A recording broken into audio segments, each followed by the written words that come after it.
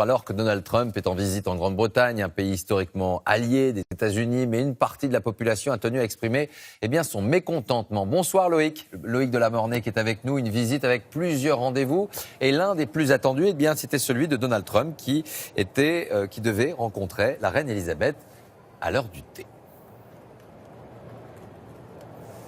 Oui Laurent, et il la voulait, son rendez-vous, sa rencontre avec la reine Donald Trump. Il l'avait dit et répété à plusieurs reprises, sauf qu'il a dû revoir ses ambitions un petit peu à la baisse. Car vous en rappelez, quand Theresa May avait été la première invitée à la Maison-Blanche, elle avait en retour invité Donald Trump ici en visite d'État, c'est-à-dire le plus haut rang protocolaire des visites officielles. Sauf que voilà, cette visite a été maintes fois repoussée en crainte des très nombreuses manifestations. Elles ont eu lieu aujourd'hui. Je peux vous dire qu'on avait rarement vu ça depuis de nombreuses années. Regardez notre reportage, notamment dans les cortèges, avec Laura Calmus et Élise Derbaumet.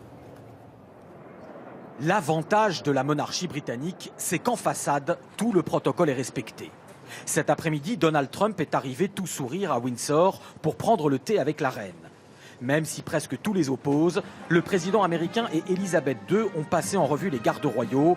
Les mauvaises langues assurent que Sa Majesté est en secret soulagée. Comme il ne s'agit pas officiellement d'une visite d'État, elle n'aura pas à héberger Donald Trump pour la nuit. Car en dehors des murs du château, la visite du président américain a été explosive. Et d'abord avec cette interview que le président a accordée au Sun, le journal le plus lu du pays, où il déclare que Theresa May a ruiné le Brexit et n'écoute pas ses conseils, des propos qu'il n'assume pas complètement aujourd'hui. Je n'ai pas critiqué la Première ministre, j'ai beaucoup de respect pour elle. Malheureusement, il y a eu cet article dans la presse qui était plutôt correct, mais qui n'a pas bien relaté les choses fantastiques que j'ai dites sur elle. Heureusement, on enregistre toutes mes interviews, ça permet de démonter par la suite les fake news, les fausses informations. Donald Trump n'aura quasiment pas mis les pieds à Londres pour s'épargner ceci.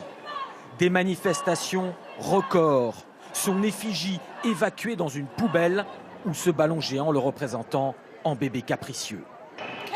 Il enferme les enfants, il est misogyne, raciste, c'est un homme terrible. Notre gouvernement doit être dans une position bien faible pour avaler toutes ces couleuvres et ces mensonges. Tout ça parce que c'est soi-disant notre allié. Dégage Donald, va jouer au golf dans tes domaines et laisse-nous tranquilles.